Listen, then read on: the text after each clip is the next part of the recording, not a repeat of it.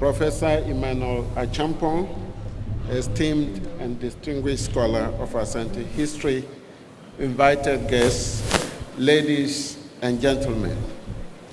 It is with great reverence and gratitude that we gather here today to commemorate the indomitable spirit and unwavering dedication of the people of Ashanti, who played a pivotal role during the British and Ashanti War of 1874, popularly referred to as the Sagranti War. As we delve into the annals of history, we also uncover stories of courage, of compassion, and sacrifice that resonate with the Ashanti nation. My role in this symposium is to discuss the missionary factor in the Sagranti War. Many scholars such as Edubuahin, Tom McCaskey, Emmanuel Champong, Samuel Pobi, Archbishop Sapon, Rattray, Abel Wicks, and many more have handled this very subject with some level of excellence. I stand on their works to discuss the interests of the Basel missionaries in the war. In the words of Njoku, the colonial enterprise and the Christian missionary enterprise together constitute two of the most important historical events that have, for good or bad, considerably shaped the history of Africa, including Ghana. Both defining events occurred almost simultaneously. The colonial enterprise focused on the economic and political dimensions of life in Africa, redrawing the boundaries, reshaping its political arrangements and structure, and considerably looking at different orientations and vital institutions. The missionary enterprise impacted heavily on the religious and cultural landscape of Africa and considerably tinkered with its dominant worldview and value system.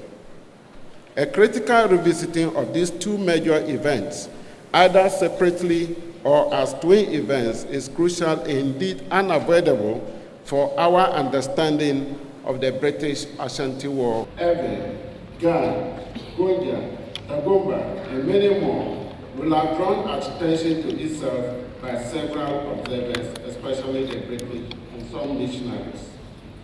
British administrators seem to have arrived at the conclusion that Ashanti indeed was a threat to their colonial project. Historians have indicated that some of the wars that were fought between Britain and Ashanti were in relation to the breach of peace and agreement, and that of 1874 was not an exception. It was born out of the desire to ensure that Ashanti obeys the peace agreement that it had signed in 1863, not to fight the Southern states, and also to end enslavement of people. Achampong, Abel Wilkes, Tudor, Lewin, and several others have indicated that the Ashanti-British War of 1874 had a kind of crushing military defeat on Ashanti. Ashanti got demoralized, and of course, the foundation of its very stay was shaken. Indeed, the awesome military technology of the British that was deployed was referred to more or less as a total war. Total war because it characterized the sound that was actually coming from the weapons and rifles that were handled by the British. But the question is that if the Sagranti War was a matter between Britain and British forces and Ashanti, what triggered the interest of Basel missionaries in the war? A people that were supposed to spread the gospel. To answer this question, we recast our minds to events in early 1868 and again in 1869, when the kingdom of Anglo and Akwamu around the lower Volta declared war on the Ewe of Crepi. In the ensuing war, Ashanti soldiers sacked Crepi towns, including Sokode, Enum, Ho, and took along with them missionaries, including Ramsey and his people, Johannes, Kuhn, Smith, Richard, and Pam, Ramsey's maid. We might begin to wonder why an internal war could lead to the capture of missionaries. One needs to understand actions and events of this nature from the complex relationship that had developed between society, church, and the state. The Christian church in the Gold Coast at that time was lumped with other European agencies, such as governments and trading firms. The church could hardly be considered by the people in the Gold Coast as an agency with a separate existence. Such was the obvious conclusion to be drawn from missionaries accompanying soldiers on their campaigns and soldiers accompanying missionaries on their mission journeys. They are perfect examples, for example, of Rees, who was accompanied by a soldier up to Ekropong from the Danish fort. There's also evidence of Freeman going to Kumasi accompanied by military officers. As already noted, the first 5 weeks of captivity of Ramsey and his group saw the captives marching at the daily pace of about 30 miles as they journeyed from Krepi towards Kumasi. This was difficult for European captives who had to walk in the scorching heat from the blazing sun and burning houses. In the process, Ramsey's baby had a fever and Kun a deep wound on his heel from heavy chains.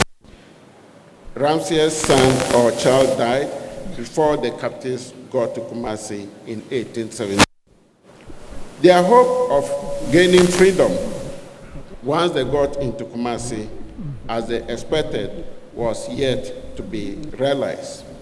The detention dragged on for more than 4 years. In captivity, Ramsey's wife gave birth to a second child. Attempts were made to release the hostages. David Ashanti of the Basel Mission, in his letter to the captives, highlighted aspects of ransoming operations that had taken place. And I quote, "Twice have we sent messengers to the Ashanti camp offering money for your release, but in vain. I have been sent to Begro on the frontier of Achim to try and come into communication with you as up to the present. We have only heard of reports from you. I give the bearer a pencil, paper, and scissors that you may write or send some of your hair as an assurance that you are still alive in Kumasi."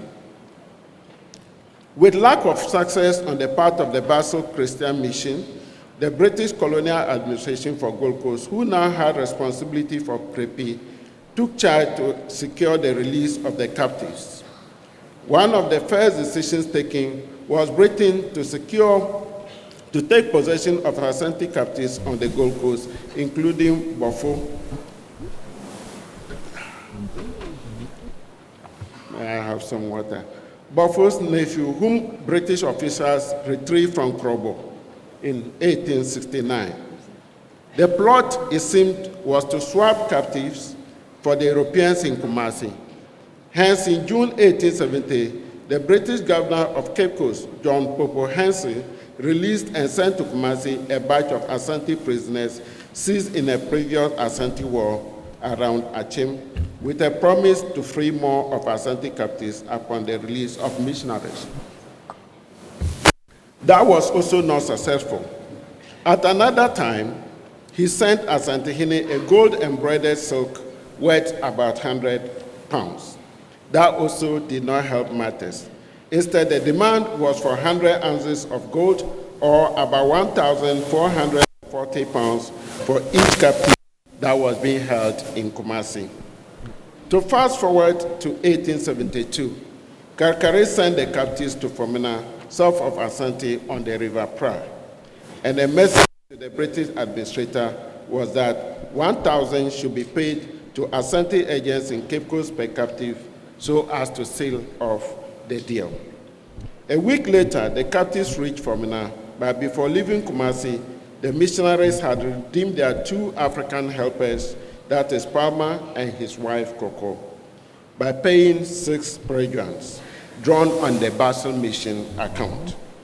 As the European captives journeyed to the coast, a British force headed in the opposite direction of the Ashanti army. The two armies clashed in 1874.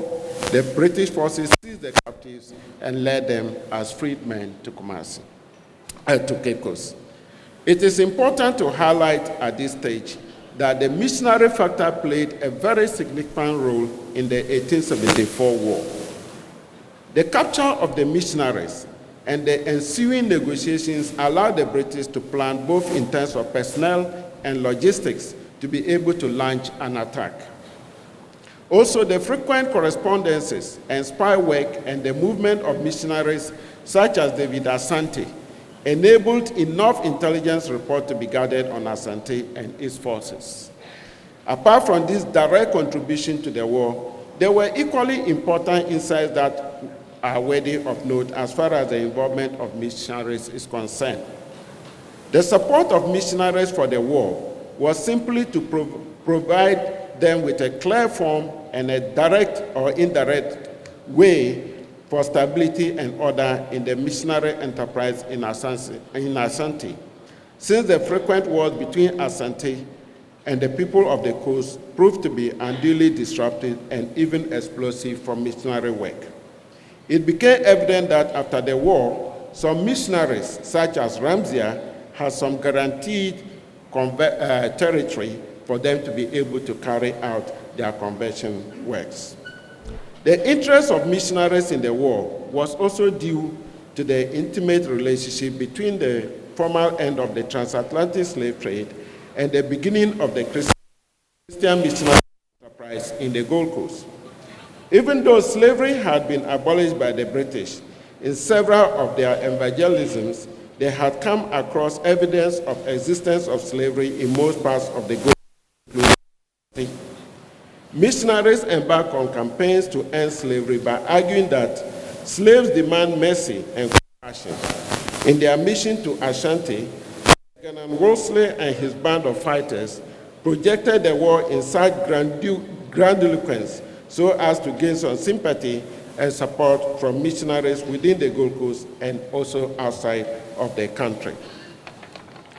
These were actually people that were already exposed to a number of abolitionist proposals.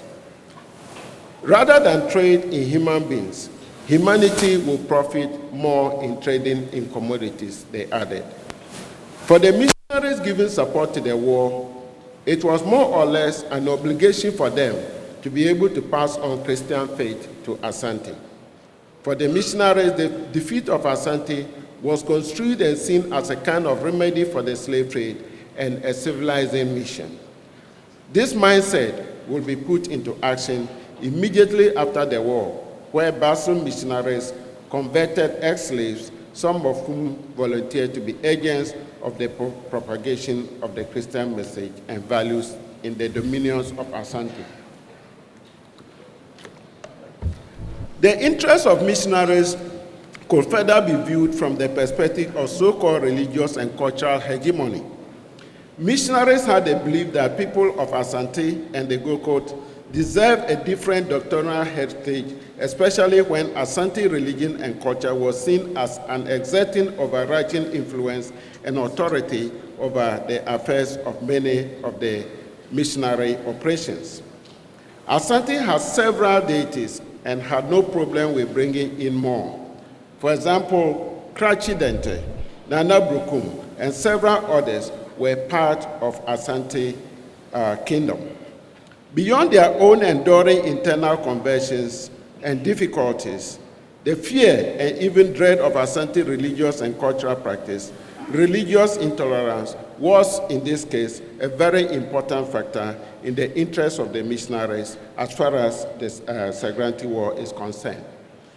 The ritual practice and the modes of worship found in the traditional religions was also assumed to be one of the critical factors that made the missionaries to support the Sagranti War. I'm told I'm left with 1 minute. Oh, okay. Thank you. Now, if I have 1 minute, I better move maybe towards my conclusion. Now, in summary, several factors accounted for the missionary interest in the Sagranti War, apart from the capture of Ramsey. The need for space to evangelize, the fear of conversion of Ashanti kings and other notables into Islam, and its attendant consequences on missionary work. The need to maintain some Christian and cultural hegemony in a kingdom that was highly revered and respected among others, made the Bashan missionaries to support British forces against Ashanti in the Sangranti War. Thank you so much for your attention.